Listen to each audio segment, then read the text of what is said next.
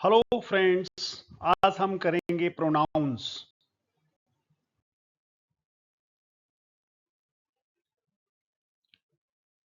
विक्रम प्रताप सिंह।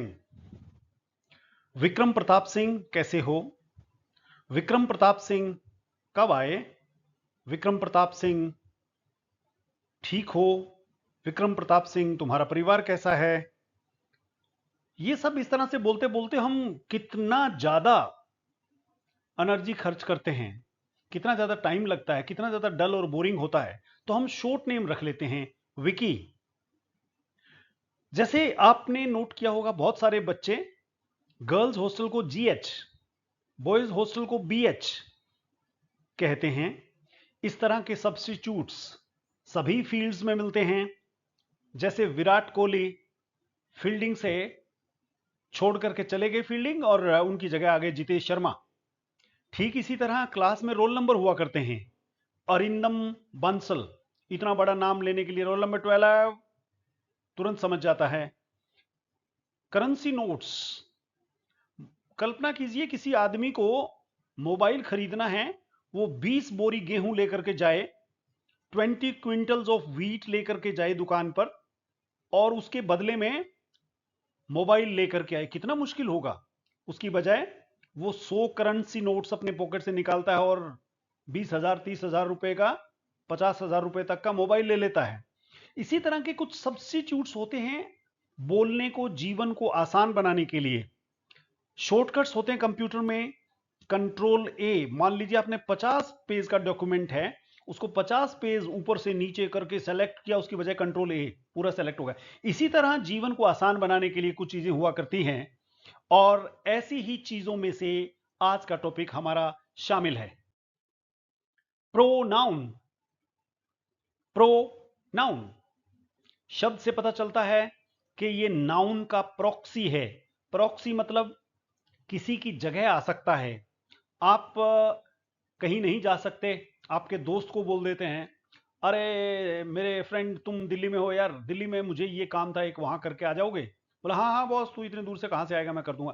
तो एक की जगह दूसरे का काम कर देना, सब्स्टिट्यूट्स का होना, ये सब होता है प्रॉक्सी। हाँ, बच्चे बड़े बदमाश होते हैं, अटेंडेंस बोलते हैं ना हम, roll number 5 yes sir, roll number 6 yes sir, roll number 7 yes sir. आवाज बदल करके प्रॉक्सी बोल देते हैं। प्रॉक्सी मतलब रोल नंबर किसी का है, यस सर किसी ने बोल दिया, तो जो नाउन की जगह आ जाए, जो हाजिरी बोल दे नाउन की जगह। नाउन कौन होता है? व्यक्ति का नाम। व्यक्ति का नाम बोले तो आरुष, आरुष की हाजिरी जो बोलता है, प्रॉक्सी बोलता है, वो दूसरे की जगह बोलता है, तो आरुष की जगह क्या आ जाएगा? ही। तो ये उसका सब्स्टिट्यूट है। A pronoun is a word that is used in place of a noun. Pronoun क्या है? प्रोनाउन एक शब्द है जो यूज होता है नाउन की जगह। नाउन का टॉपिक हम पहले पढ़ चुके हैं, अगर आपने वो वीडियो नहीं देखा है तो नाउन का वीडियो हमारे इसी चैनल पर उपलब्ध है। बहुत अच्छे से डिटेल में बिना कोई चीज मिस किए पढ़ाया गया है, आप उसको जरूर देखें। नाउन किसी व्यक्ति का नाम, वस्तु, किसी भी चीज का नाम, व्यक्ति, वस्तु, स्थान, किसी भी चीज का नाम जो है वो प्लेस का नाम हो, पर्सन का नाम हो, थिंग का नाम हो, नाउन होता है और उसकी जगह जो आता है वो प्रोनाउन होता है। Pronouns are used to avoid repetition of the same noun. जैसे मैंने कहा ना, लंबे लंबे नाम, किसी का नाम। हमारे एक ना इंग्लिश में ऑथर हैं, बहुत फेमस ऑथर हैं, आपने सुने होंगे, उनका नाम है आर के नारायण। आर के नारायण, उनका पूरा नाम है रासीपुरम कृष्णा स्वामी नारायण अय्यर। कल्पना कीजिए यही नाम बार बार रिपीट करना पड़े, रासीपुरम कृष्णा स्वामी नारायण अय्यर। रासीपुरम बड़ा डल एंड बोरिंग हो जाएगा, तो आप एक बार लिखेंगे आर के नारायण या रासीपुरम कृष्णा स्वामी नारायण अय्यर और अगली बार लिखेंगे ही। तो ये जो रेपिटिशन होता है उससे बचने का तरीका है, स्पीकिंग में हो चाहे राइटिंग में हो, ये बात आपको पता होगी जरूर, तो इसको ज्यादा डिटेल में मैं डिस्कस नहीं करूंगा। This makes sentence smoother, shorter, easier to understand. Examples की बात करें एक एग्जाम्पल से समझते हैं। Ramesh Chandra Kohli is my friend. मेरा एक दोस्त है, नाम है रमेश चंद्र कोहली। रमेश चंद्र कोहली मेरे फ्रेंड हैं और Ramesh Chandra Kohli lives in Delhi. Ramesh Chandra Kohli is a teacher. अब देखिए, एक ही नाम 3 सेंटेंसेस में 3 बार रिपीट हुआ। अगर हम प्रोनाउन का यूज करना हमें आता है तो after using pronoun Ramesh Chandra Kohli is my friend, he lives in Delhi, he is a teacher. यानी कि जहां रमेश चंद्र कोहली आना चाहिए था वहां पर 2 लेटर का एक शब्द आ गया और यही है प्रॉक्सी ऑफ ए नाउन, यानी कि प्रोनाउन। सिंपल बात है, आपको समझ में आ गई है। Ramesh Chandra Kohli is my friend, he lives in Delhi, he is a teacher. तो यहां पर जो ही है वो एक प्रोनाउन है because it is used in place of the noun.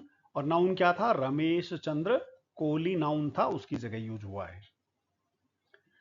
तो हम जीवन में जो छोटे निकनेम्स करते हैं, प्लेयर्स के सब्स्टिट्यूट्स हैं, कंप्यूटर के शॉर्टकट हैं, ये प्रोनाउंस की तरह सब्स्टिट्यूट्स ही होते हैं और प्रोनाउन भी सब्स्टिट्यूट्स ही है।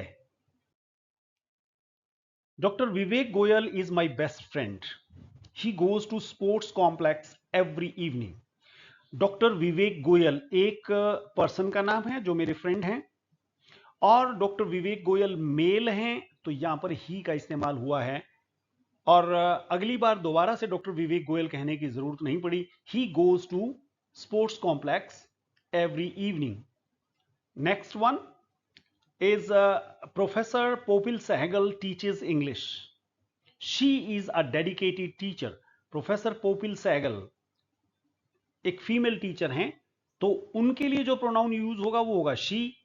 आरती एंड आई 2 लोग हैं, आर प्रिपेयरिंग फॉर एग्जामिनेशन। अब 2 लोग हैं तो जिसमें मैं भी शामिल हूं, तो प्रोनाउन क्या रहेगा?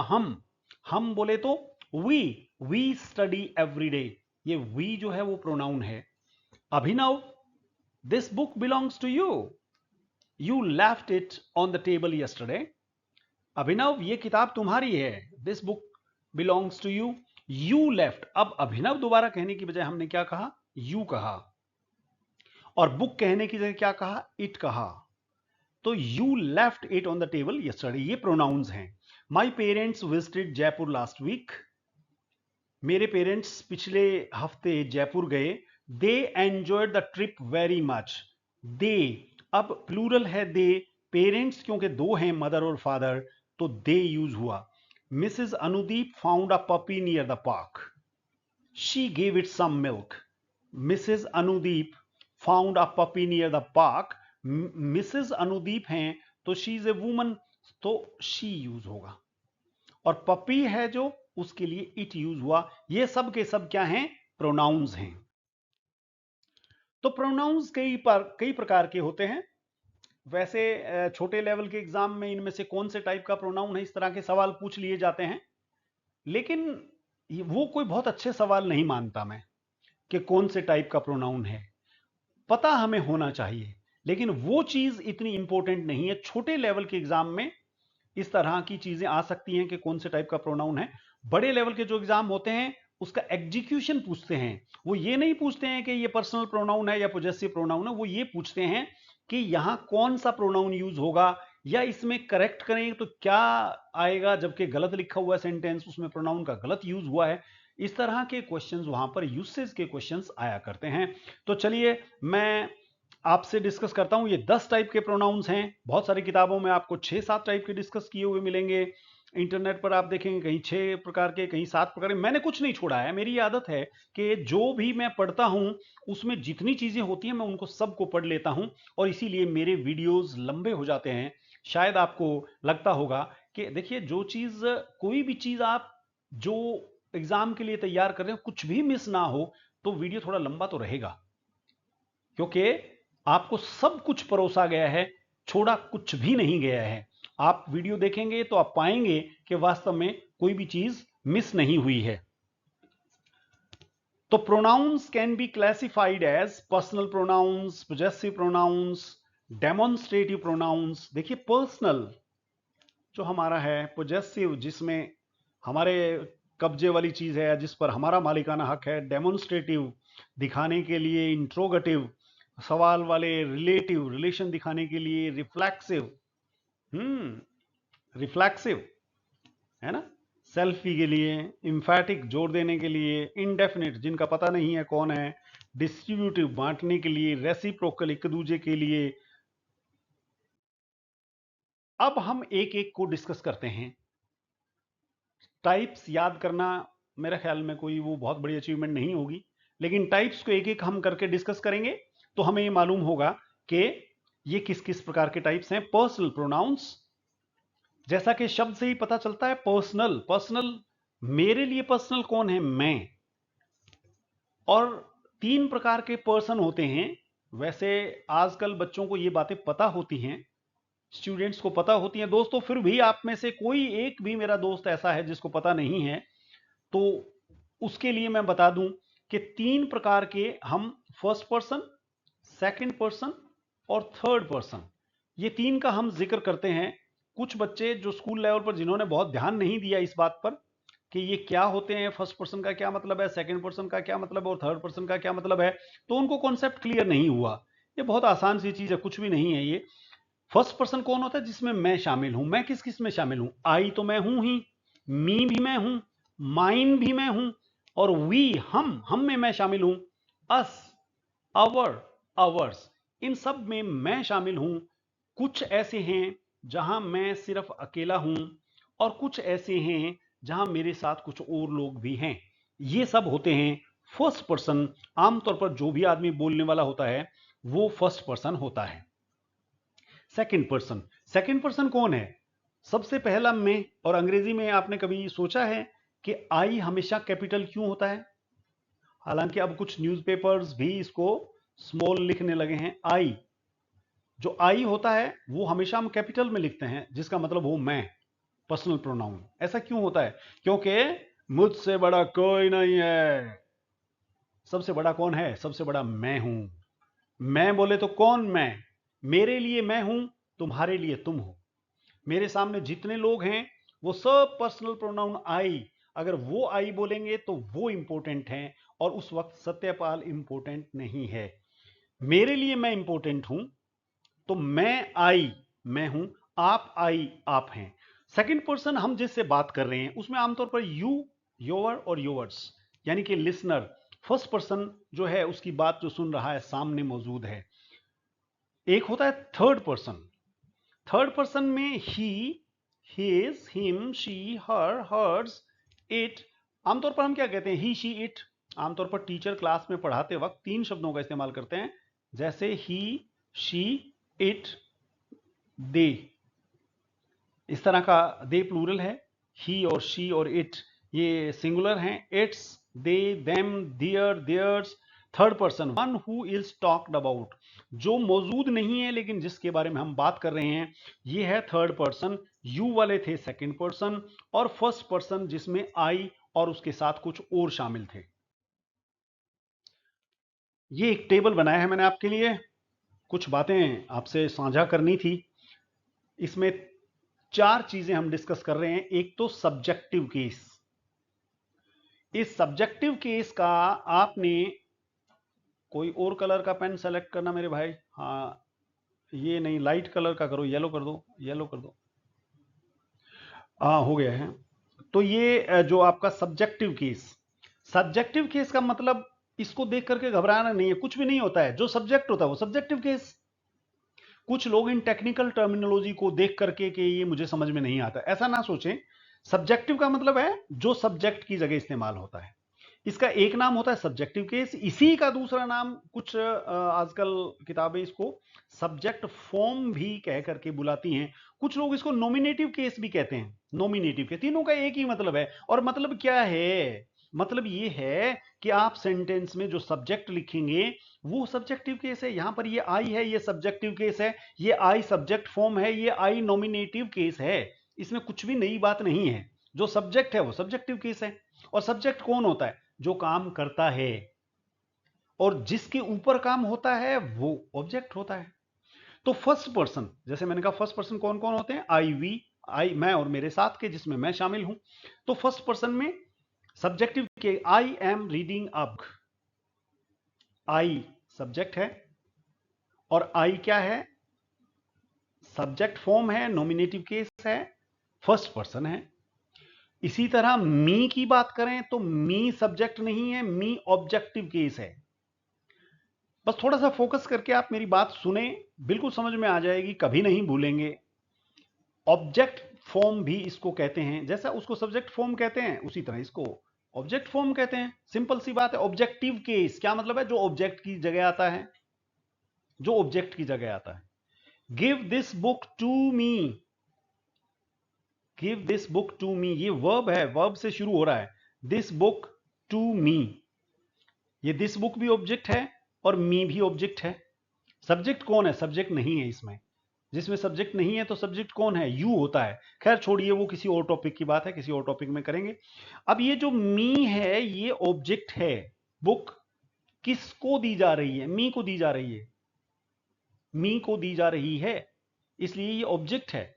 और ये ऑब्जेक्ट जो है वो ऑब्जेक्टिव फॉर्म है या ऑब्जेक्ट फॉर्म है या ऑब्जेक्टिव केस है।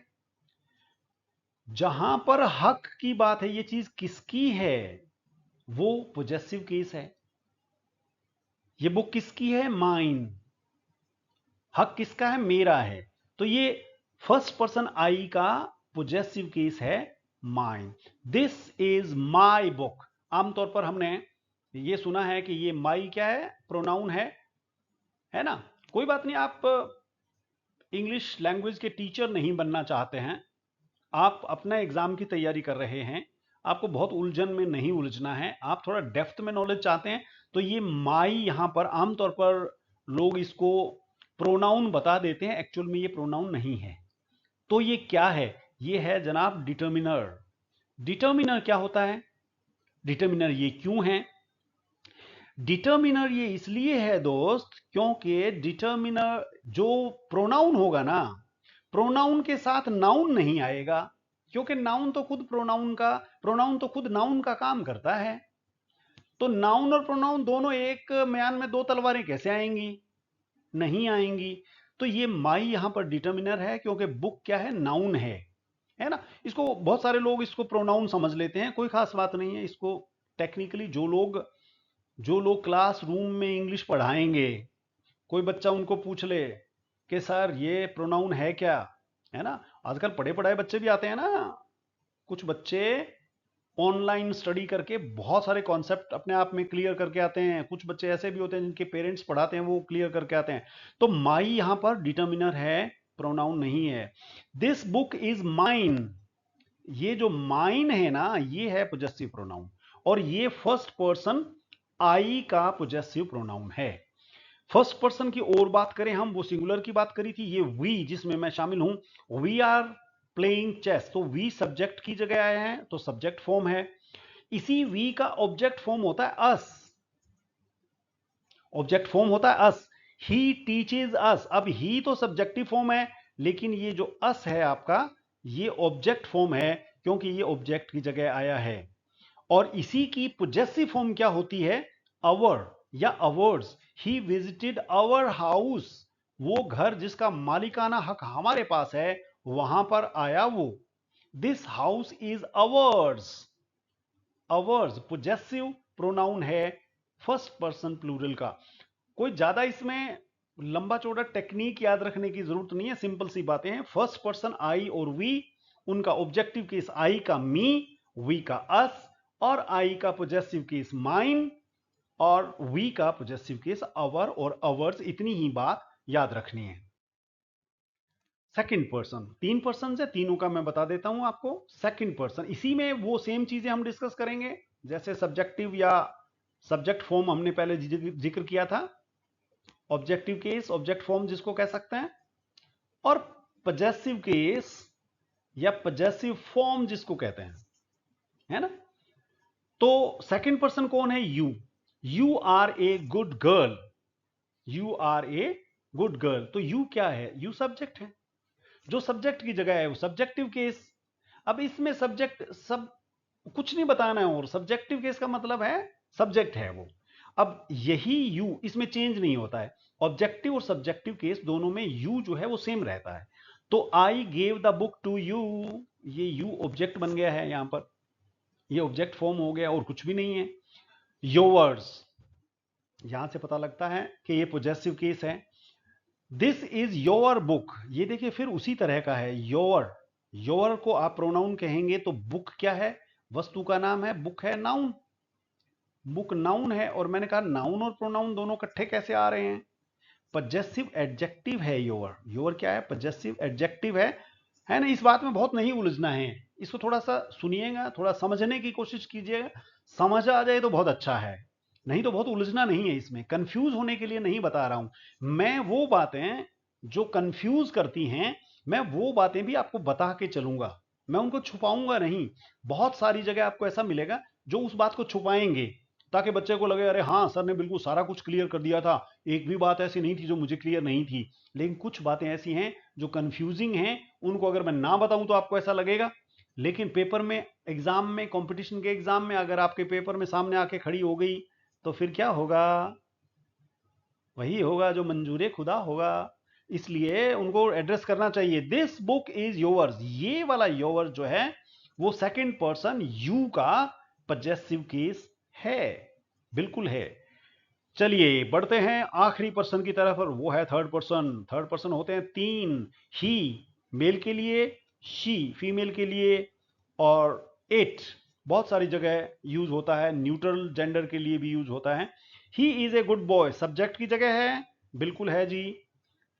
शी सब्जेक्ट की जगह है, बिल्कुल है जी। इट सब्जेक्ट की जगह है, तीनों के तीनों ही सब्जेक्टिव केस हैं। अब इसका ऑब्जेक्टिव केस क्या बनेगा, ही का बनेगा हिम। ये हिम कभी भी सब्जेक्ट के तौर पर नहीं आ सकता, ये हर कभी भी सब्जेक्ट के तौर पर नहीं आ सकता। अब इट का फॉर्म चेंज हुआ है, ये इट सब्जेक्ट की जगह भी आ सकता है, ऑब्जेक्ट की जगह भी आ सकता है। तो अगर यहां ये था तो यहां तो सब्जेक्ट था, अब यहां आया है तो ये ऑब्जेक्ट है इट वही का वही। आई प्रेज्ड हिम सब्जेक्ट की जगह है, आई तो ये सब्जेक्टिव केस है, हिम ऑब्जेक्टिव केस है, हर ऑब्जेक्टिव केस है, और इट ऑब्जेक्टिव केस है। अब हम बात करते हैं पजेसिव केस की। पजेसिव केस में हिज, हर, हर्स और इट्स। अब देखिए इट जो यहां पर बदला हुआ नहीं था, अब बदल गया है। ही लोस्ट हिज बुक, ये हिज बुक, बुक क्योंकि नाउन है तो ये वाला भी प्रोनाउन नहीं है, ये वाला भी प्रोनाउन नहीं है। शी लोस्ट हर बुक, ये वाला भी प्रोनाउन नहीं है, पोजेसिव डिटर्मिनर्स हैं। दिस बुक इज हर्स, ये प्रोनाउन है, ये प्रोनाउन है। It lost it's shine, shine noun नहीं है, एडजेक्टिव है, तो ये भी प्रोनाउन है इट्स। लेकिन आप ध्यान दीजिए इसके ऊपर कहीं भी कोमा नहीं है। बहुत सारे लोग आदी होते हैं कि जब कभी भी इट्स लिखें ऊपर कोमा लगा देंगे, वो एक अलग चीज है। चलिए आगे बढ़ते हैं। सॉरी, एक बात जो थर्ड पर्सन प्लूरल की रह गई है, ये वही सब्जेक्टिव केस, वही सब्जेक्टिव फॉर्म, वही ऑब्जेक्टिव केस, वही objective form, possessive case, possessive form, इनकी बात करेंगे हम। सॉरी, दे प्लूरल है, they are playing tennis subject की जगह आया है, सब्जेक्टिव केस है। यही दे अगर ऑब्जेक्ट की जगह आएगा तो वो ऑब्जेक्ट की जगह देम आएगा, फिर दे नहीं आएगा। We gifted them chocolates, we subjective case है, गिफ्टेड वर्ब है, और देम ऑब्जेक्टिव केस है। इसी का पोजेसिव केस की बात करें तो पोजेसिव केस में देयर या देयर्स। अब ये देयर्स दरअसल पोजेसिव प्रोनाउन है। The chocolates are in their bags, their bags, bags क्या है, नाउन। तो ये वही जैसा मैं कह रहा था, ये जो है प्रोनाउन नहीं है। Now the chocolates are theirs, ये प्रोनाउन है ना। तो वैसे ऐसी पहचान करने के लिए शायद कोई एग्जाम में ऐसा क्वेश्चन मैंने नहीं देखा, कम ही चांसेस होते हैं। बाकी आप अगर कभी टीचर बने और समझाएं तो आपको क्लासरूम में बच्चों को मिसगाइड नहीं करना होगा, आपको ये बताना होगा कि कौन सा प्रोनाउन है और कौन सा प्रोनाउन नहीं है। चलिए आगे बढ़ते हैं, और पेन का कलर चेंज करके वापस हम अपने ओरिजिनल पेन पर आ जाते हैं। Personal pronouns stand for persons और थिंग्स। पर्सनल प्रोनाउन जो होते हैं, personal pronoun stand for persons और थिंग्स। पर्सनल प्रोनाउन या तो व्यक्तियों के लिए होते हैं या वस्तुओं के लिए होते हैं। पर्सनल प्रोनाउंस रीप्लेस नाउन्स, वो नाउन की जगह आते हैं। कौन से नाउन? जो लोगों के नाम होते हैं या वस्तुओं के नाम होते हैं, in the subject and object positions, subject की फॉर्म में या ऑब्जेक्ट की फॉर्म में आते हैं। ये कुछ एग्जांपल्स ले रहा हूं मैं, और ये कोई नई बात नहीं आपको लग रही होगी। He is washing a car, यहां पर सब्जेक्ट की पोजीशन में ही और वो मेल है तो ही यूज हुआ। She is singing, she female के लिए यूज करते हैं हम। I have found a pen, खुद के लिए हम आई का इस्तेमाल करते हैं। संजय हेल्प्ड मी, अब यहां पर मी जो है, संजय सब्जेक्ट है, हेल्प वर्ब है, तो मी क्या है? मी ऑब्जेक्ट केस है। अब आप कहो ना संजय हेल्प्ड आई, तो गलत हो जाएगा। आप देखेंगे कि कई जगह ऐसा होता है, आमतौर पर लोग बोलते हुए भी किसी को सुनोगे आप, क्या कहते हैं? Who went there? Me and my brother. आमतौर पर बोल देते हैं लोग। गलत है, मी एंड माई ब्रदर हो ही नहीं सकता, क्योंकि मी तो ऑब्जेक्टिव केस है, आई होता है सब्जेक्टिव केस। अगर वो सब्जेक्ट है तो आई ही आएगा, ये फार्मूला पक्का समझ लो। और अगर ऑब्जेक्ट है तो आई आ नहीं सकता, फिर मी ही आएगा। ही है तो सब्जेक्ट के केस पे आएगा, और ऑब्जेक्ट का केस है तो हिम ही आएगा। It is possible to solve this puzzle. अब ये मैंने ना वैसे ही कहीं से ही आपको कहीं से कहीं ले जा रहा हूं मैं, क्लास में पढ़ते वक्त बात कहीं से कहीं चली जाती है। It is impossible to solve this puzzle, इसमें कौन सा प्रोनाउन है? ये इट है। इट किसकी जगह आया है? किसी की जगह नहीं आया है। It is impossible to solve this puzzle, इस पजल को सॉल्व करना पॉसिबल नहीं। ये इट कौन है? इट डम्मी प्रोनाउन है, ये किसी की जगह नहीं आया है, ये डम्मी प्रोनाउन है। कई बार ऐसा ना आपसे कोई सवाल किया जा सकता है कि इट क्या है इसमें। It is called a dummy or preparatory pronoun, preparatory pronoun भी कहा जाता है इसको, because it does not refer to a specific thing, किसी भी स्पेसिफिक थिंग को ये रिफर नहीं करता है। पोजेसिव प्रोनाउंस, पोजेसिव प्रोनाउंस पहले ही हमने डिस्कस किए हैं कुछ, और डिस्कस करते हैं।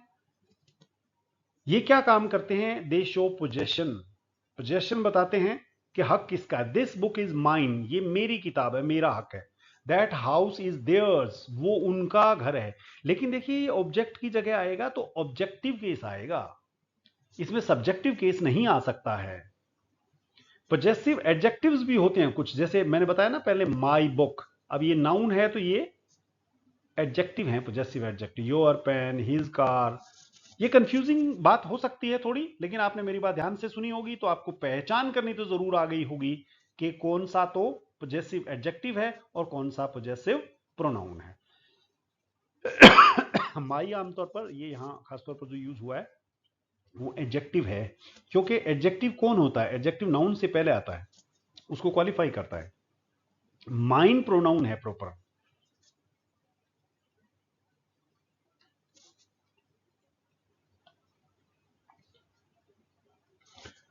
My does not work as a possessive pronoun. It is a possessive adjective, also called possessive determiner. Demonstrative pronouns. Demonstrate का मतलब क्या होता है? करके दिखाना। करके क्या दिखाना? इशारा करके दिखाना। जैसे हम किसी चीज का, पेन सेलेक्ट करिए।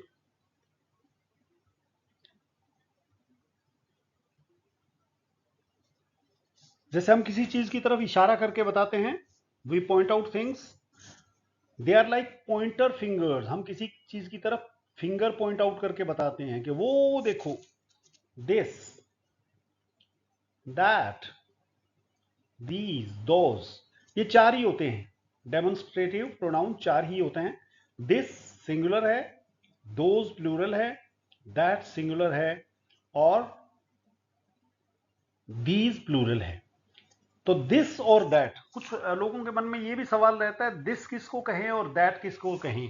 आपके बिल्कुल करीब है, जिसको आप लगभग छू सकते हैं वो दिस है, और उससे थोड़ा सा भी दूर है जिसको आप छू नहीं सकते वो दैट है। लगभग लगभग, ऐसी कोई फिक्स डेफिनेशन है नहीं इसकी।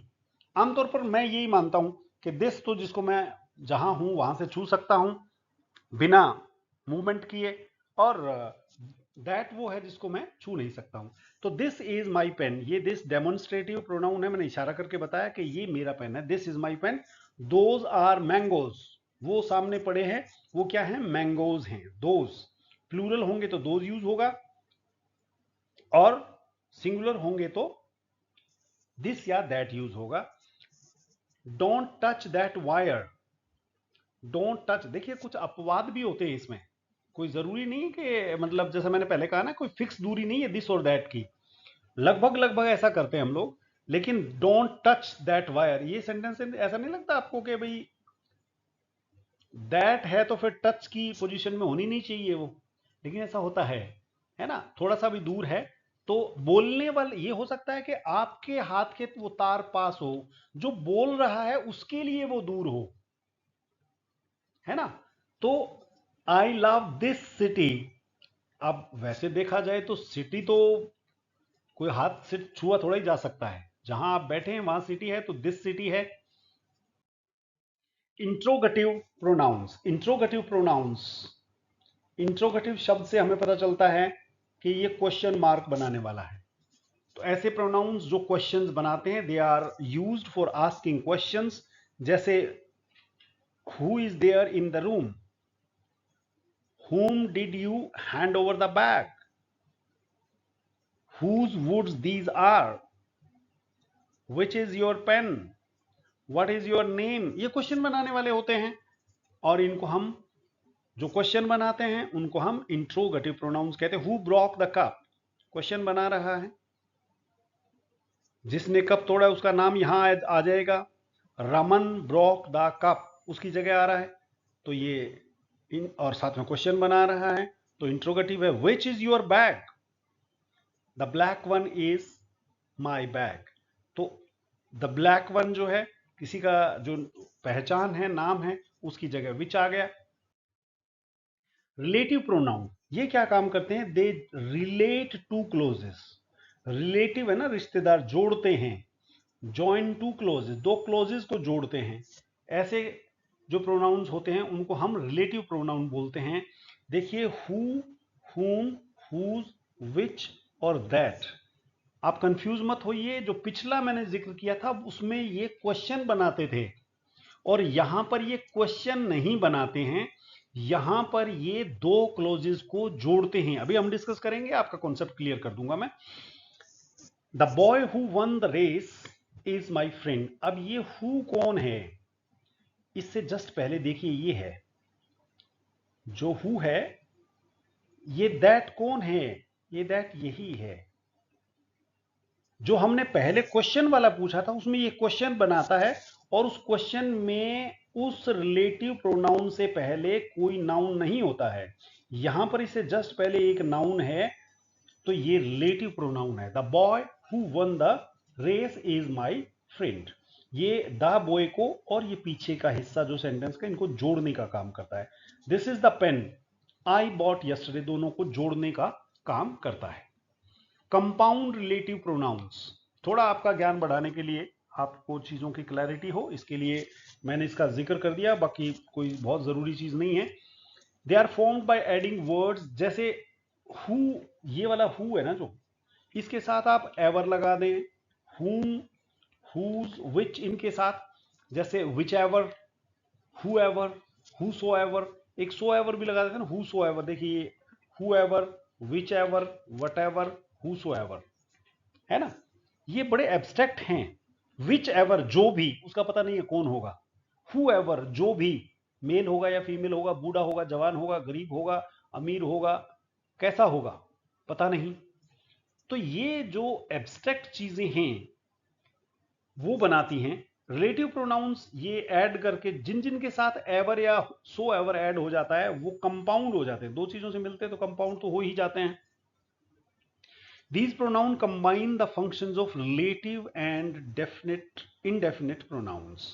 Relative और indefinite pronouns, ये pronouns जो होते हैं इस तरह के, वो उनका फंक्शन क्या है, रिलेटिव और indefinite pronouns को जोड़ना। रिफ्लेक्सिव प्रोनाउंस, रिफ्लेक्सिव प्रोनाउन क्या होते हैं? Reflexive pronouns, reflexive pronouns show action returning to the doer, करने वाला खुद के एक्शन को बताते हैं। You can say to self, आप यूं कह सकते हैं कि जैसे एक शब्द है ना आजकल बड़ा पॉपुलर है, सेल्फी। सेल्फी, सेल्फी क्या होती है? खुद के द्वारा ली गई खुद की ही फोटो, खुद के द्वारा ली गई खुद की ही फोटो सेल्फी होती है। तो उस तरह के ही होते हैं ये रिफ्लेक्सिव प्रोनाउंस। माई सेल्फ, मैं खुद, योर सेल्फ, तुम खुद, हिम सेल्फ, वो खुद, हर सेल्फ, वो खुद, योर सेल्फ, देम सेल्व्स। ये देम प्लूरल है इसलिए सेल्व्स लग गया, और अगर ये सिंगुलर है एलिमेंट पहला तो ये सेल्फ लगता है। शी हर्ट हर सेल्फ, उसने खुद के ही चोट खा ली। कई बार हम काम कर रहे होते खुद की चोट लग जाती है, खुद के द्वारा खुद को लगाई गई चोट। शी हर्ट हर सेल्फ, अब ये शी है ना, हर सेल्फ और शी एक ही पर्सन है, इसलिए ये reflexive pronoun. I did it myself, ये मैंने खुद ही किया, है ना। इम्फेटिक प्रोनाउंस, जैसे रिफ्लेक्सिव प्रोनाउंस होते हैं वैसे ही होते हैं emphatic pronouns. They are used for emphasis, बात पर जोर देने के लिए इनका यूज किया जाता है, इम्फेसिस जोर देने के लिए। I myself saw the accident, अब ये सेंटेंस है ना, इसमें आप माई सेल्फ ना लगाओ ना तो भी इसका मतलब वही है, लेकिन माई सेल्फ लगाने से इस बात पर जोर पड़ जाता है। आप कहो कि आई सॉ द एक्सीडेंट, सामने वाला आदमी सीरियस नहीं लेगा, हो सकता है किसी से सुना हो वैसे ही कह रहा है। आप कहो I myself saw the accident, तो इस बात पर जोर दे रहे हैं आप कि भाई किसी और ने नहीं, मैंने खुद देखा था, है ना। जैसे आप हिंदी में बोलते हैं मैंने खुद, हिंदी में बोलते हैं ना मैंने खुद, तो अंग्रेजी में वही चीज है ये I myself saw the accident. The principal himself came, जैसे मैंने आपको पहले बताया था कि उसके साथ एक नाउन होगा, वही बात है। ये जो इम्फेटिक प्रोनाउन होगा ना उसके साथ भी जिसको कह रहे हैं वो तुरंत पहले होगा। The principal himself came to solve the problem, और किसी को नहीं भेजा, प्रिंसिपल खुद आए, प्रिंसिपल खुद आए। I myself completed the work, मैंने खुद काम को कंप्लीट किया। The king himself welcome the guest, राजा खुद आया और उसने खुद गेस्ट को वेलकम किया। She herself open the door, वो खुद आई और उसने खुद ही गेट खोला। ये हम इम्फेसिस के लिए इसका इस्तेमाल करते हैं। रिफ्लेक्सिव और इम्फेटिक प्रोनाउंस ये दोनों क्योंकि सेल्फ वाले होते हैं तो हो सकता है आपको इन दोनों में कंफ्यूजन हो कि मान लीजिए हो सकता है किसी एग्जाम में ऐसा सवाल आ भी जाए कि बताइए ये रिफ्लेक्सिव प्रोनाउन है या इम्फेटिक प्रोनाउन है। तो दोनों ये एक जैसे नजर आते हैं लेकिन दोनों का फंक्शन अलग अलग होता है ना, फंक्शन अलग अलग होता है। कैसे? Reflexive and emphatic pronouns look similar, मैं कह रहा था, तो उनका फंक्शन अलग अलग होता है, ये मैं बात आपको बता रहा था। तो डिफरेंस क्या है दोनों में क्या डिफरेंस है बताइए कंप्यूटर जी, के रिफ्लेक्टिव प्रोनाउन और इम्फेटिक प्रोनाउंस में क्या अंतर होता है। देखिए रिफ्लेक्सिव प्रोनाउन जो एग्जांपल मैंने ऊपर बताया था वही वापस लाया हूं मैं। शी हर्ट हर सेल्फ, उसने खुद ही चोट खा ली। यहां पर कोई इंफेसिस नहीं है, यहां पर कोई इंफेसिस नहीं है।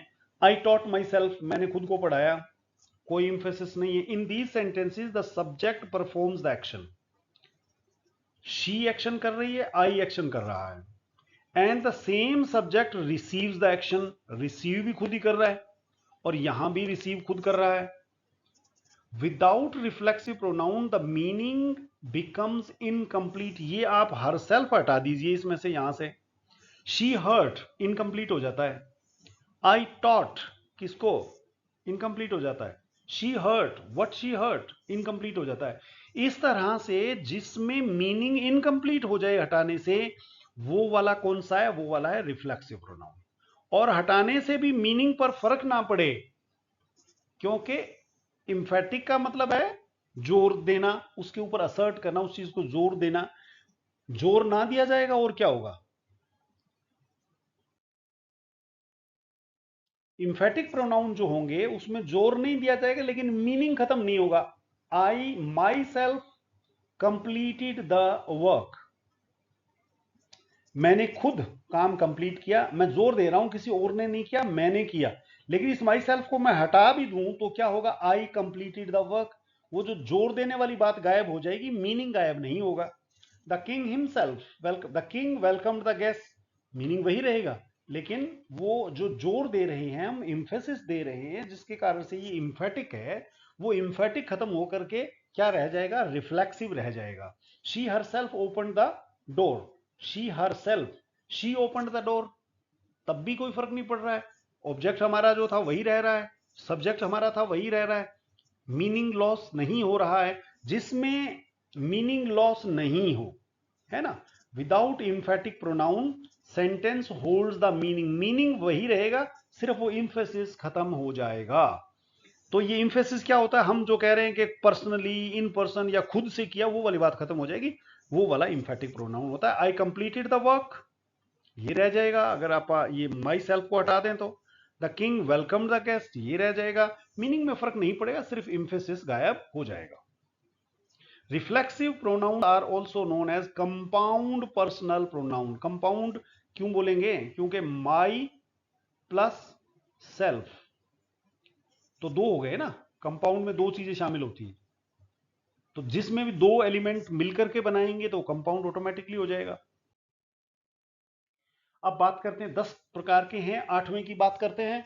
8वां है इनडेफिनिट। देखिए शब्दों पर जरूर जाइए, नाम पर जरूर जाइए, नाम में क्या रखा है, ये तो कहावत मात्र है, नाम में बहुत कुछ रखा है। नाम से चीज जुड़ जाए तो वो व्यक्ति भूलता नहीं है। इनडेफिनिट प्रोनाउंस, ऐसे प्रोनाउंस जो अनिश्चित होते हैं। अनिश्चित बोले तो मतलब कोई पहचान नहीं हो पाते। Do not refer to a specific person or thing, ये किसी एक पर्टिकुलर स्पेसिफिक चीज को या किसी स्पेसिफिक पर्सन को नहीं बताते हैं। जैसे समवन, आप बता सकते हैं ये समवन आदमी है कि औरत है। आप बता सकते हैं ये समवन जो है वो काला है कि गोरा है। आप बता सकते हैं ये समवन जवान है कि बूढ़ा है, नहीं बता सकते। मतलब क्या है, ये इनडेफिनिट है। इनडेफिनिट क्या है, उसके बारे में कुछ पता नहीं है। व्यक्ति है पर कैसा है पता नहीं है। एनीवन, यही हाल इसके हैं। एवरीबॉडी, यही हाल इसके हैं। बहुत सारे एग्जाम में इन प्रोनाउन से संबंधित एक प्रश्न जरूर आता है, या तो प्रोनाउन की फॉर्म में आता है और नहीं तो पैसिव वॉइस की फॉर्म में तो पक्का ही आता है। आप मेरी बात इसको मान लीजिए कि जब आप पैसिव वॉइस बनाएंगे, पैसिव वॉइस बनाएंगे, एक्टिव से पैसिव वॉइस जब हम बनाते हैं वहां पर तो पक्का ही आता है ये। क्यों, क्योंकि पैसिव वॉइस में जब हम ऑब्जेक्ट जो होता है उसको सब्जेक्ट बनाते हैं, तो हम उसको सब्जेक्ट को ऑब्जेक्ट बनाते हैं, ऑब्जेक्ट को सब्जेक्ट बनाते हैं, ठीक है, उसको एक दूसरे से रिप्लेस करते हैं, एक दूसरे की जगह रख देते हैं। तो जो भी इंडेफिनिट होगा उसकी जरूरत नहीं होगी, उसको स्किप करना पड़ता है। ये हम जब पैसिव वॉइस करेंगे तब आपको समझाएंगे। चलिए, एवरीबॉडी भी ऐसा ही इंडेफिनिट प्रोनाउन है। नन, ये भी ऐसा ही है। मैनी, अब मैनी का नंबर, जेंडर, अकल, शकल कुछ नहीं पता है, तो ये इनडेफिनिट प्रोनाउंस होते हैं। समवन इज नॉकिंग, अब वो समवन है कोई जो नॉक कर रहा है, दरवाजा बंद है, पता नहीं कौन है, तो ये इनडेफिनिट प्रोनाउन है। एवरीबॉडी, ये इनमें से कोई भी, ये जितने हमने बताए इनमें से कोई भी ये हो सकता है। डिस्ट्रीब्यूटिव, डिस्ट्रीब्यूटिव क्या होता है, डिस्ट्रीब्यूट करना, बांटना।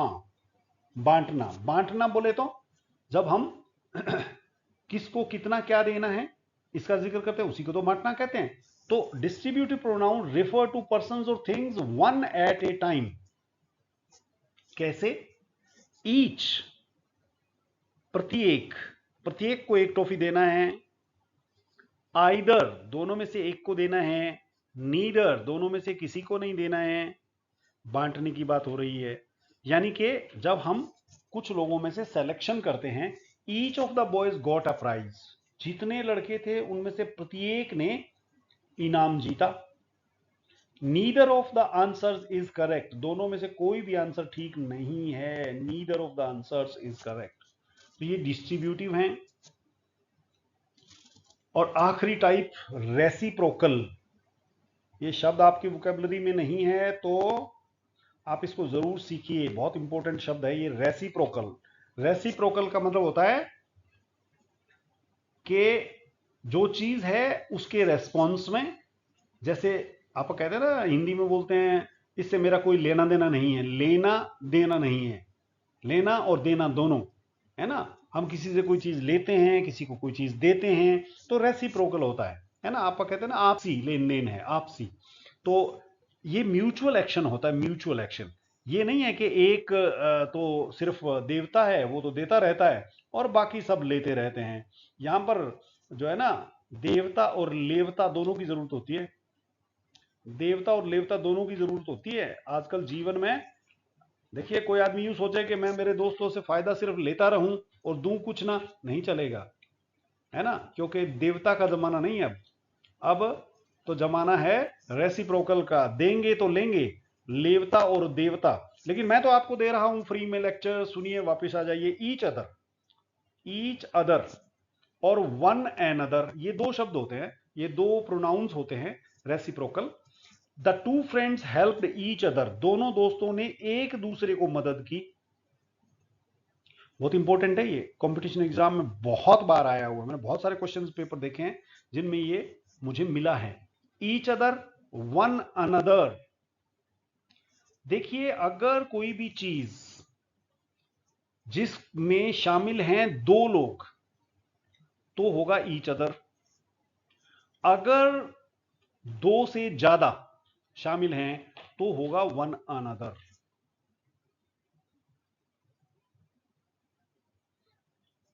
अब भाई, ईच अदर दो के लिए था या वन अनदर दो के लिए था, ये बात मुझे भूल जाती थी पहले। तो मैंने इसका इलाज सोचा और मुझे इसका इलाज, मैंने जो सॉल्यूशन निकाला वो मैंने किसी किताब में नहीं पढ़ा है, मेरा अपना इंपीरिकल है। इंपीरिकल क्या होता है?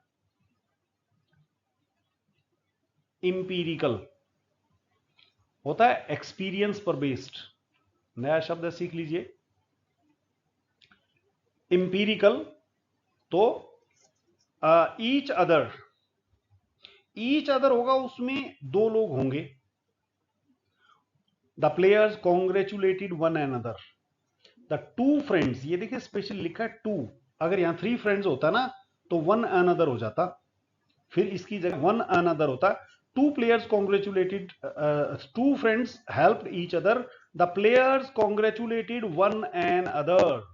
अब इसमें नहीं डिफाइन किया इसने कि दो ही हैं, तो दो ही हैं तो मैनी प्लेयर्स लिखा हुआ है, और दो उसने बताया नहीं, तो अपने आप मानना पड़ेगा कि कई सारे हैं।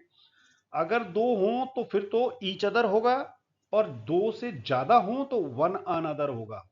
इसको याद रखने के लिए जो फार्मूला मैंने बनाया था, देखिए इसमें सेकंड एलिमेंट पे जाइए आप, अदर। अदर में O T H E R count करें तो ये 5 होते हैं, और वन अनदर में अनदर के A N O T H E R 7 होते हैं। तो ज्यादा कौन से हैं? 7 वाले। तो जहां ज्यादा होगा वहां वन अनदर यूज होगा, बस इससे दूसरा ऑटोमेटिकली याद रह जाएगा।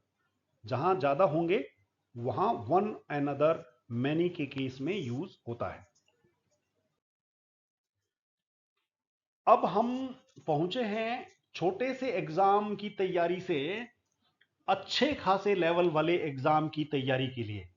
हालांकि बहुत सारी बातें जो मैं अब से पहले आपको करीबन 50 मिनट पढ़ा चुका हूं, और इन 50 मिनट में जो बातें बताई हैं वो बहुत इंपॉर्टेंट हैं, वो आधार हैं एक बच्चे की एग्जाम की तैयारी के लिए, वो पर्याप्त हैं। लेकिन हाई लेवल के एग्जाम्स में जो सवाल सेट किए जाते हैं वो उस जगह से सेट किए जाते हैं जो खास आदमी को मालूम होते हैं, आम आदमी की पहुंच में नहीं होते हैं।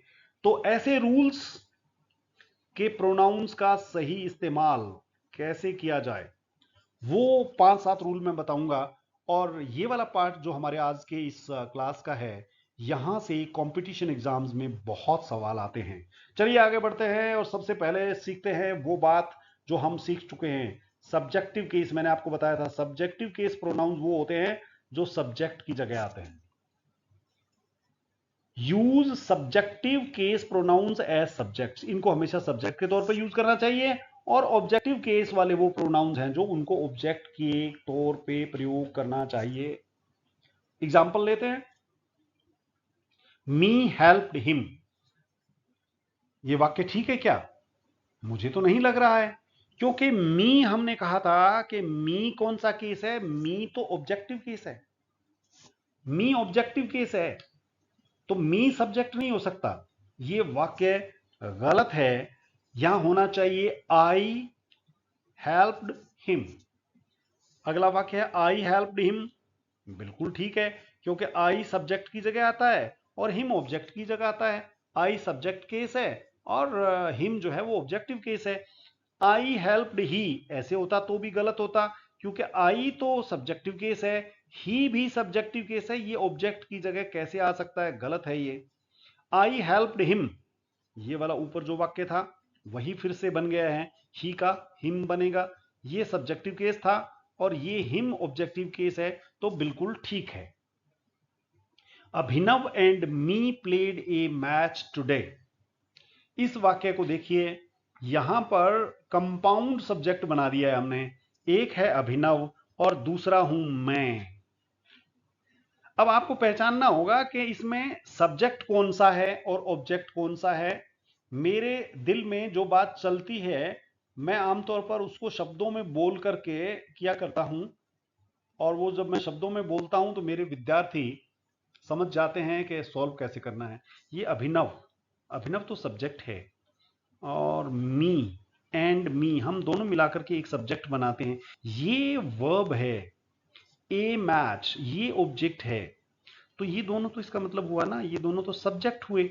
और सब्जेक्ट में अभिनव तो ठीक है, सब्जेक्ट में तो सर ने बताया था कि सब्जेक्ट केस तो आई होता है।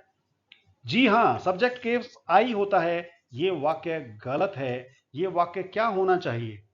ये वाक्य होना चाहिए अभिनव एंड आई। अभिनव एंड मी नहीं, अभिनव एंड आई होना चाहिए। The teacher advised Geeta and me to complete our project work in time. अब ये भी यहां पर कंपाउंड, एक गीता है और एक हम है, यानी कि मैं हूं। तो ये सब्जेक्ट हैं या ऑब्जेक्ट हैं, ये पहचानना मेरे दोस्त बहुत जरूरी है। इसलिए ध्यान से सुनिए। द टीचर, द टीचर क्या है? सब्जेक्ट है। एडवाइज्ड क्या है? वर्ब है। अगर आपकी वर्ब आ गई है तो आप मान के चलिए कि पीछे का हिस्सा ऑब्जेक्ट है। एडवाइज किसको किया?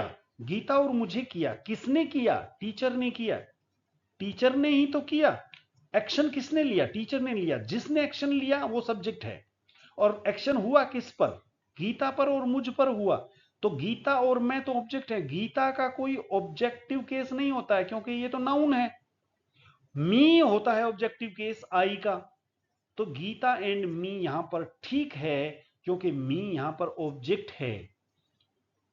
ये वाक्य अगर आपने ध्यान से सुना है, अगर जरूरत हो तो आप वीडियो को बैक करके इसको 2 बार 3 बार सुने, इससे आपको बहुत क्लैरिटी होगी। मेरे दोस्तों इस तरह के सेंटेंसेस कंपटीशन एग्जाम में प्रॉब्लम क्रिएट किया करते हैं।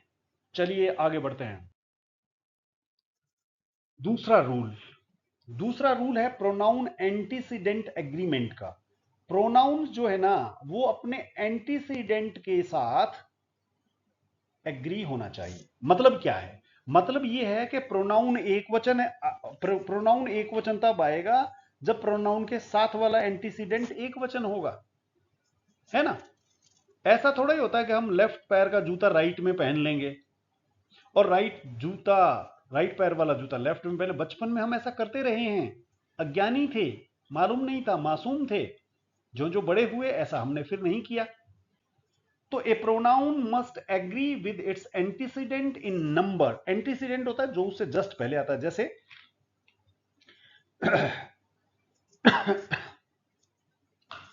प्रोनाउन से पहले जो चीज आएगी उस एंटीसीडेंट के नंबर, सिंगुलर है प्लूरल है, जेंडर मेल है या फीमेल है, या पर्सन फर्स्ट पर्सन है, सेकंड पर्सन है, थर्ड पर्सन है, उसके हिसाब से आएगा। चलिए एग्जांपल से समझते हैं, ज्यादा अच्छे से समझ आएगा। द गर्ल यहां क्या है? सब्जेक्ट है। फिनिश्ड हमें मालूम है वर्ब है। हर और वर्क, हर और वर्क।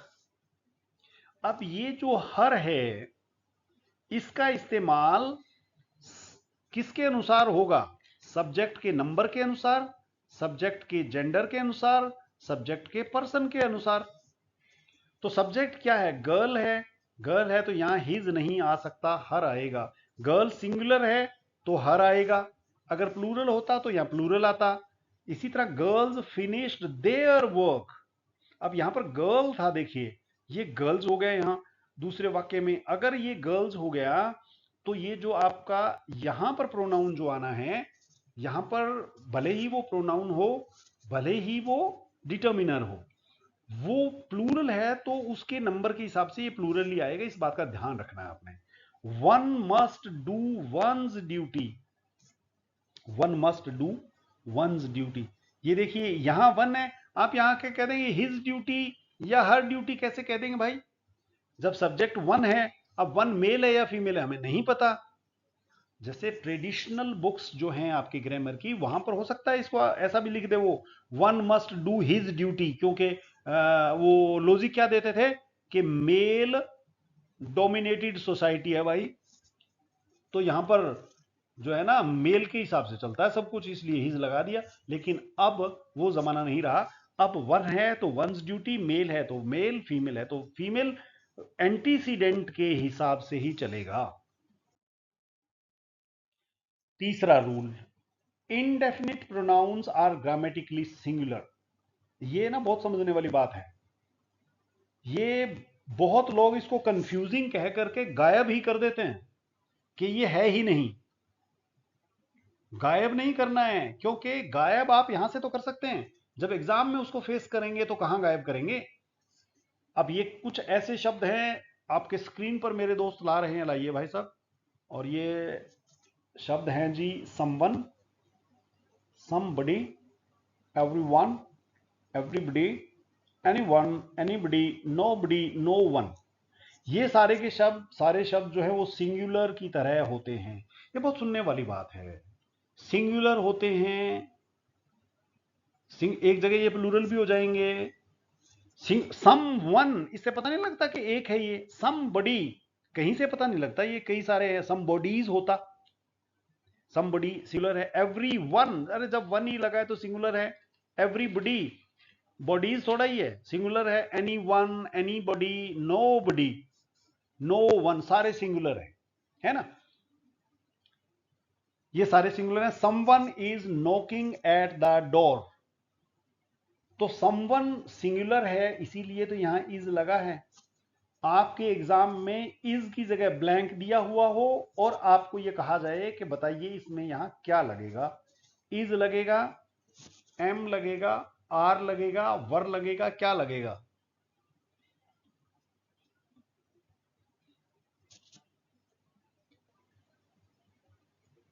पेन सेलेक्ट करिए। Someone is knocking at the door, तो समवन सिंगुलर है। अगर ये समवन सिंगुलर है इसीलिए तो इज लगा है। एवरीबॉडी, ये सिंगुलर है। प्रेजेंट इंडेफिनेट टेंस में वर्ब की फर्स्ट फॉर्म के साथ एस या एस कब लगता है? जब सब्जेक्ट सिंगुलर हो। एवरीवन सिंगुलर है इसीलिए तो हैज लगा है, प्लूरल होता तो हैव लगता। नोबडी सिंगुलर है इसीलिए तो वोज लगा है, प्लूरल होता तो वर लगता। Someone is knocking at the door, ठीक है।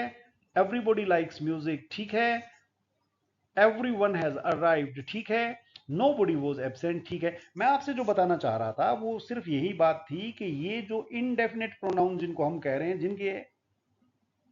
जिनके बारे में हमें ये पता नहीं है वो कैसा दिखता है, कौन है, इनडेफिनेट इसीलिए कहा है ना। समवन, कोई, कोई। मेल फीमेल का पता नहीं है कौन है ना, उम्र का पता नहीं है कैसा है ना, हाइट का पता नहीं है, लंबा है कि ठिगना है, पता नहीं है कुछ भी। तो ये इंडेफिनिट प्रोनाउंस जो होते हैं वो सिंगुलर होते हैं, इसीलिए उनके साथ सिंगुलर वर्ब्स का इस्तेमाल होता है। अब देखिए दो सेंटेंसेस लाल रंग में लिखे हुए हैं और भाई साहब ने इनको देयर को और देयर को हाईलाइट भी किया है, तो गड़बड़ झाला है कुछ।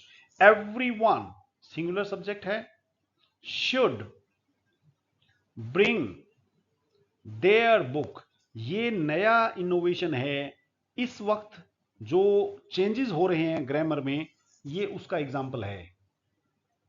अब आप कहें कि जनाब क्या करें, ऊपर वाला करें कि ये वाला करें? देखिए एवरीवन के साथ जो वर्ब आएगा वो ये वर्ब जो था वो तो सिंगुलर ही था, लेकिन उसके लिए जो पोजेसिव यूज हुआ है वो प्लूरल है, और ये भी प्लूरल नहीं है। ये वैसे तो प्लूरल, ट्रेडिशनल ग्रामर में हम इसको प्लूरल मानते हैं और है भी प्लूरल, लेकिन ना इस वक्त जो ग्रामर में चेंज हो रहे हैं नए, उसके हिसाब से ये सिंगुलर देयर है, सिंगुलर देयर। आगे मैं और बताऊंगा। somebody has left their phone here, somebody वैसे तो सिंगुलर है, ये देखिए हमने ऊपर भी इसका इस्तेमाल बताया था यहाँ पे कि ये सिंगुलर हैं सारे, और इनमें ये somebody भी था। तो लेकिन somebody left their phone, अब ये somebody कौन था ये पता नहीं है, तो उसकी जगह हिज और हर से बचने के लिए सिंगुलर देयर का यूज किया गया है। कोई ज्यादा कंफ्यूज होने वाली बात नहीं है। ये जब इनडेफिनेट प्रोनाउन का सेक्स पता ना हो कि वो मेल है या फीमेल है, तो उसकी जगह सिंगुलर देयर का इस्तेमाल किया जाता है। This usage is now standard English because, ये यूसेज जो है ना अब स्टैंडर्ड इंग्लिश हो गया है, क्योंकि this is a case of singular they, जैसा मैंने आपको बताया। मॉडर्न इंग्लिश में it is use for gender neutral reference. If anybody calls, अगर कोई बुलाए, tell them I am busy, उनको कहना मैं तो लेक्चर रिकॉर्ड कर रहा हूं, मैं फ्री नहीं हूं, और मैं दोस्तों के लिए लेक्चर बना रहा हूं, तो बाद में आए। अगर कोई बुलाए, टेल देम, अब ये देम इसलिए, देयर और देम इसलिए प्रयोग हुआ है क्योंकि इनडेफिनिट प्रोनाउन है anyone. Do not use apostrophe in possessive pronouns where possessive case is available. अगर possessive case आपके पास अवेलेबल है तो आपने एपोस्ट्रोफी कोमा लगा करके possessive pronoun नहीं बनाना है। This is her book, not yours. Not yours. This is her book, not yours. ये किताब उसकी है, तुम्हारी नहीं है। अब ये योर्स है ना, इसमें ये लगाया हुआ है जो बिल्कुल गलत है। ये this is her book not yours यूं होना चाहिए, ये वाक्य गलत है। ये कोमा जो लगाया है अपोस्ट्रोफी, ये यहां नहीं लगना चाहिए था। Difference between its and it's, ये भाई बहुत ही मिलियन डॉलर क्वेश्चन है। ये मिलियन डॉलर क्वेश्चन है, आप इसको ध्यान से सुन लीजिए और यकीन मानिए, आप जहां से भी मुझे सुन रहे हैं, हो सकता है कि आप मुझे याद करें और नेक्स्ट टाइम आप एग्जाम में जाएं तो वहां ये सवाल आपको एग्जाम में मिले। मैं इसका फंडा बिल्कुल क्लियर कर देता हूं आपको एक ही सेकंड में। क्या है, एक तो है जी इट्स, जिसमें आई है और टी है और एस है, ये तो है पोजेसिव प्रोनाउन, पोजेसिव प्रोनाउन है ये। और एक है आई टी एपोस्ट्रोफी कोमा और एस, ये अलग चीज है भाई साहब, ये पजेसिव प्रोनाउन नहीं है, ये वाला पजेसिव प्रोनाउन नहीं है। तो ये क्या है सर? सर ये है दो शब्दों का कॉन्ट्रैक्शन, ये इट प्लस इज, इसमें तो पोजेशन वाली कोई बात ही नहीं है।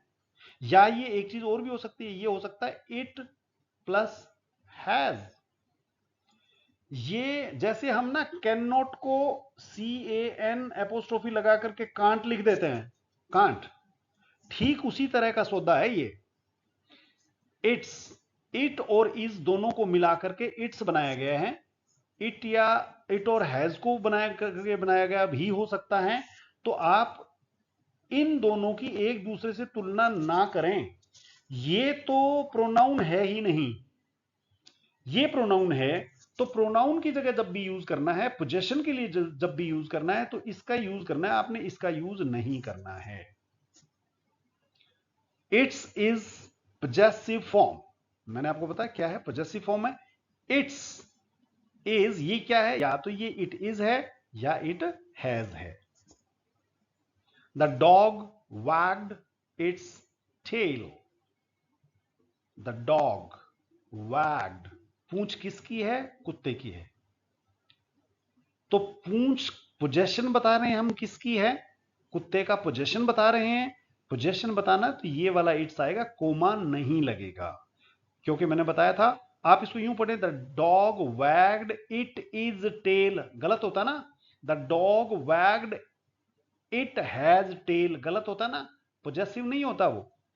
और ये वाला कोमा वाला जो था, ये तो इट इज या इट हैज है। ये इस तरह के क्वेश्चन एग्जाम में आते हैं बहुत ज्यादा। इट्स रेनिंग टुडे, ये इसका मतलब है it is raining today, it is raining today, ये प्रोनाउन नहीं है, ये इट और इज का कॉन्ट्रैक्टेड फॉर्म है। It's already been announced, it's already been pronounced, इसको क्या बोला जाए, it's already been announced, it's already been announced. तो ये इट हैज की जगह आया था।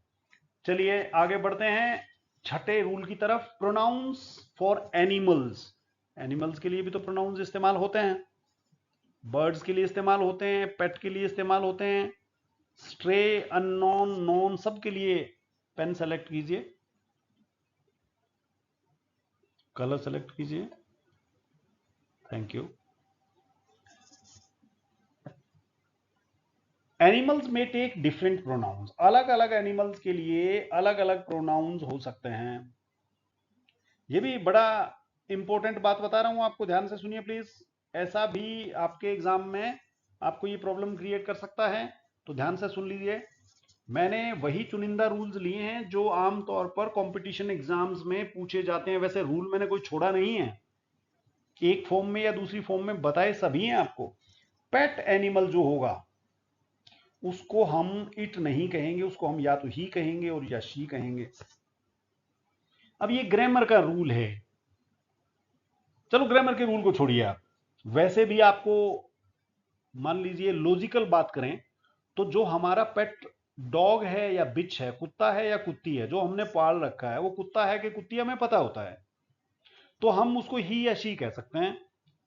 लेकिन वो कुत्ता जो गली में घूम रहा है, अगर उसके लिए यूज करना हो तो क्या करें, पहले तो उसके पीछे भागेंगे कि भाई साहब बताओ आप कुत्ता हो कि कुत्ती हो, भागो भागो भागो, पकड़ो इसको पकड़ो, और वापिस आकर के कहें कि सर ये तो ही नहीं था, ये तो शी था। ऐसा थोड़ा ही करते हैं हम।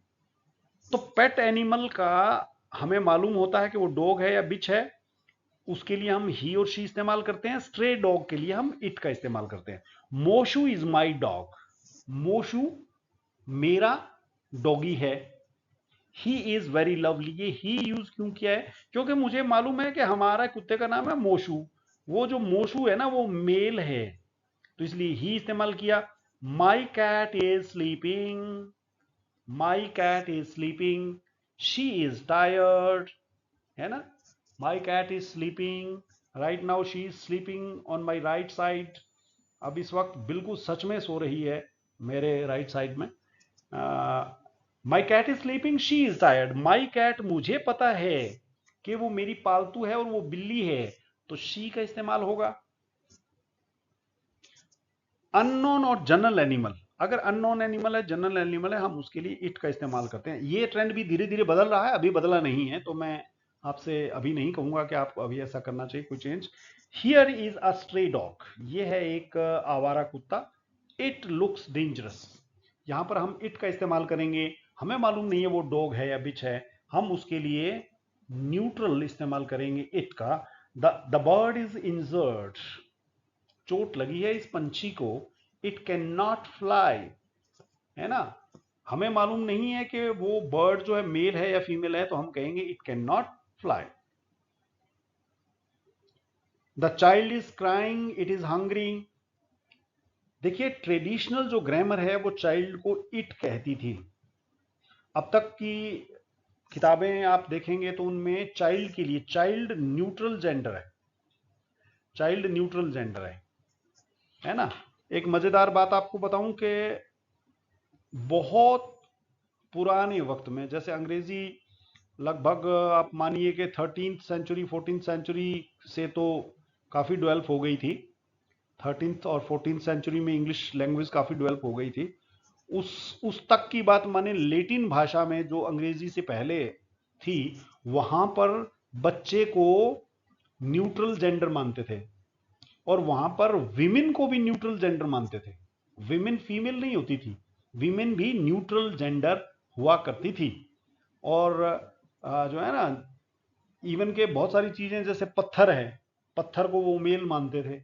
तो ये प्रथाएं वक्त के साथ साथ बदलती हैं। चाइल्ड, अब बच्चा कोई है ना, हमें नहीं पता है कि लड़का है या वो लड़की है। The child is crying, it is hungry, बच्चा जो है वो रो रहा है, तो हम उसी इट का इस्तेमाल करते हैं। The baby is crying, they are hungry.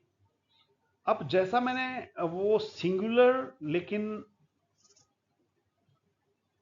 मैं बात करता ना पहले कि आपसे कि जो इनडेफिनिट प्रोनाउंस में के सिंगुलर दे, सिंगुलर दे, और ये दे सिंगुलर किस सिचुएशन में यूज होता है? जब जेंडर का पता ना हो।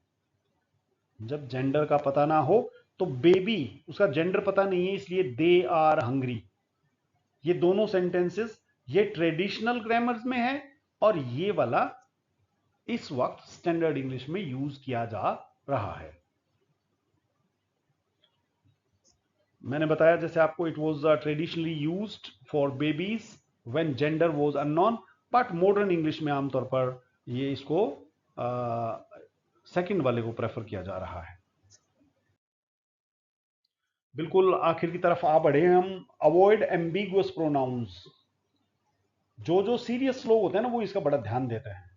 जो बच्चे बहुत सीरियस नहीं होते हैं वो इनका ध्यान कम करते हैं।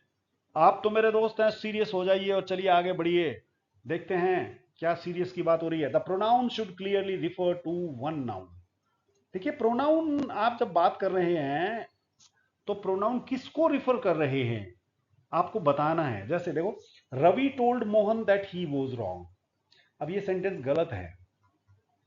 गलत क्यों है? रवि ने मोहन को बताया, क्या बताया? दैट ही वॉज रॉन्ग, कि वो गलत है। Who was wrong? अब इसमें यह बात क्लियर नहीं है कि मोहन गलत है कि रवि गलत है, क्योंकि दोनों ही हैं। अब यहां पर होता Ravi told Pushpa that she was wrong, तो क्लियर था, क्योंकि शी तो वहां पुष्पा है। अगर होता Pushpa told Mohan that he was wrong, तो भी ठीक होता। अब यहां पर तो रवि भी मेल है, मोहन भी मेल है, दोनों मेल का ये मेल है कि दोनों ही हैं, तो ये सेंटेंस गलत है। यहां पर एम्बिगुअस, जिसका मतलब होता है दोगले मीनिंग वाला, डबल मीनिंग वाला, इसको अवॉइड करना है। आपने क्लियर करना है। कैसे क्लियर करेंगे भाई साहब बताइए? Ravi told Mohan you are wrong, या तो आप ऐसे कह सकते हैं, या आप कह सकते हैं Ravi said that Mohan was wrong, या ऐसे कह सकते हैं।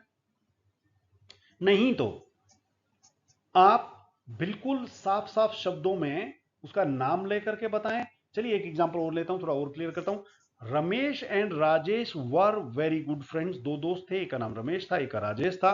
Ramesh was a clever man. अब यहां मैंने कह दिया क्लेवर कौन सा है दोनों में से। रमेश क्लेवर है। आप में से कोई रमेश हो तो क्लेवर से मेरा मतलब है शाना, इंटेलिजेंट, है ना। हाँ, क्लेवर से मेरा नेगेटिव मतलब नहीं है यहां पर। कोई बात नहीं, आप एग्जाम्पल ही ले रहे हैं, हम कौन सा किसी को बुरा कह रहे हैं, बुरा तो हम किसी को नहीं कहते हैं। रमेश वॉज क्लेवर मैन, फिर हम कहेंगे ही वॉज। तो यहां पर जो ये ही है ना, यहां पर क्लियर है, क्योंकि हम जिक्र करना, पहले हमने दो का जिक्र किया था, वहां से हम एक पे आ गए और एक पे आने के बाद उसी एक का जिक्र कर रहे हैं। Ramesh and Rajesh were very good friends, ये सेम सेंटेंस दोबारा ले लिया मैंने। अगली बार मैंने कहा Rajesh was a clever man he, तो हमें यहां क्लियर हो जाता है, जैसे पहले हुआ था कि रमेश क्लेवर है राजेश नहीं है, यहां पर हमें क्लियर हो गया कि राजेश क्लेवर है भाई साहब, रमेश नहीं है। अब इसमें एम्बिग्विटी, बहुत सुंदर शब्द है ये, मालूम होना चाहिए, आपकी वोकैबुलरी में नहीं है तो सीख लीजिए आज। इसका मतलब होता है जो जिसका मीनिंग क्लियर ना हो, जो चीज मीनिंग या कॉन्सेप्ट, यानी कि जिसका डबल मीनिंग निकल रहा हो, मीनिंग ये भी हो सकता है, मीनिंग वो भी हो सकता है। Ramesh and Rajesh were very good friends, he was very clever. अब ये एम्बिगुअस है, रमेश राजेश दोनों में से ये ही कौन है भाई, राजेश है कि रमेश है? ये बिल्कुल वैसा ही एग्जाम्पल है जैसा एग्जाम्पल ये था। क्लैरिटी के लिए मैंने 2 बार डिस्कस किया है। आप इसमें एक काम और कर सकते हैं, Ramesh and Rajesh were very good friends, अगले में कह दे the former was very clear. पहले वाला फॉर्मर, फॉर्मर कौन है? रमेश। फॉर्मर क्या होता है? दो नाम लिखे हुए उनमें से पहले वाला, दो नाम लिखे हुए उसमें से पहले वाला। आप कह दे the letter was very clever, latter जिसका नाम बाद में लिखा, बाद में किसका लिखा हुआ है? राजेश का लिखा हुआ है। तो ये क्लैरिटी हो जाती है कौन से को कह रहा है। और आपने एक बार कह दिया the letter was very clever, उसके बाद आप ही लिखेंगे तो लेटर वाला ही मतलब है उसका।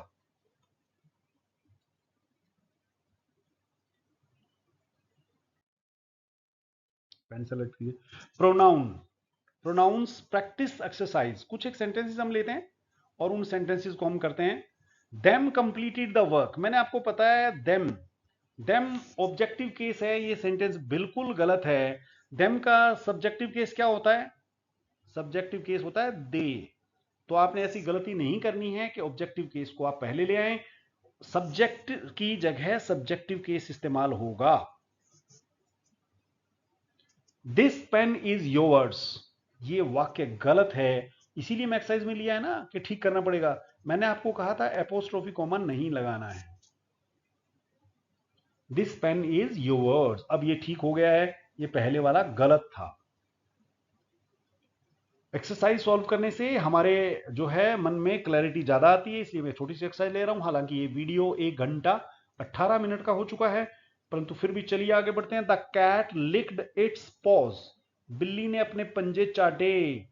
इट्स, मैंने आपको बताया था कि ये इट्स तो इट इज है, the cat licked it is paws कोई सेंटेंस नहीं बना, the cat licked it has paws नहीं बना। ये कोमा ना होता तो ये ठीक होता, ये वाक्य गलत है। ठीक वाक्य बनेगा the cat licked its paws. आपने ध्यान रखना है, ये बहुत इंपॉर्टेंट है। चलिए आगे। प्रोनाउंस प्रैक्टिस एक्सरसाइज का अगला वाक्य, द थ्री ब्रदर्स, ध्यान से देखना है, देखिए three brothers blamed each other, हमने बात की थी ईच अदर की, और आपको याद दिलाऊं हमने काउंट भी किया था कि ज्यादा वाले के लिए हम क्या करते हैं। एक था वन अनदर, एक था ईच अदर, इसमें 5 लेटर्स थे, वन अनदर में 7 थे। ज्यादा वाले के लिए हम वन अनदर यूज करते हैं। तो ये ब्रदर 2 से ज्यादा हैं, तो यहां ईच अदर नहीं आना चाहिए था, यहां आना चाहिए था वन अनदर। ये वाक्य गलत है और इसका ठीक वर्जन होगा ये, क्योंकि वन अनदर जो है, हम 3 ब्रदर्स हैं तो 2 से ज्यादा के लिए वन अनदर का इस्तेमाल करते हैं। This house is our, this house is hours, possessive case है, ये किसका है? मालिकाना हक हमारा है। अवर्स पोजेसिव केस क्या होगा? पोजेसिव केस ये वाला है, तो पोजेसिव केस यूज होगा this house is hours. Dash dash is your umbrella, who is your umbrella? नहीं भाई नहीं, हु थोड़ा ही होता है, हु तो पर्सन के लिए इस्तेमाल होता है। विच किसके लिए इस्तेमाल होता है? थिंग्स के लिए इस्तेमाल होता है। विच इज योर अम्ब्रेला, ये इस्तेमाल होगा विच इज योर अम्ब्रेला। आगे बढ़िए। प्रोनाउंस, फिर से अगला वाक्य लीजिए, dash dash of the answers is correct, dash dash of the answers is correct, many of the answer is correct, कई सारे आंसर ठीक हैं, ये वाक्य ठीक बन जाएगा। Neither of the answer is correct, ये भी ठीक बन जाएगा। नहीं जी नहीं, ऐसा नहीं हो सकता, दोनों में से एक बनेगा। Dash dash of the answers is correct, neither of the answers is correct, many of the answers is correct. नहीं नहीं नहीं नहीं, मैनी ऑफ द आंसर्स होता तो यहां आर होता, many of the answers are correct, क्योंकि मैनी होता तो प्लूरल वर्ब लगता। Neither of the answers is correct, ये वाला ठीक रहेगा, इसलिए neither of the answer is correct ये लगा देता हूं। चलिए आगे।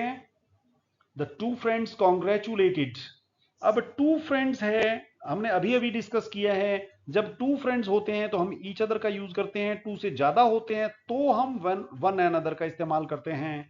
तो two friends congratulated each other. चलिए आगे।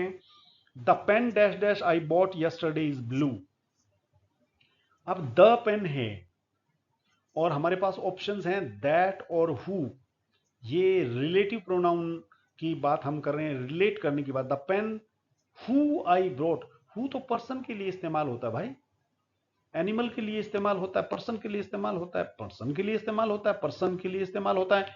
That, the pen that I bought yesterday is blue, यहां विच होता तो विच भी यूज हो सकता था, ये ठीक है।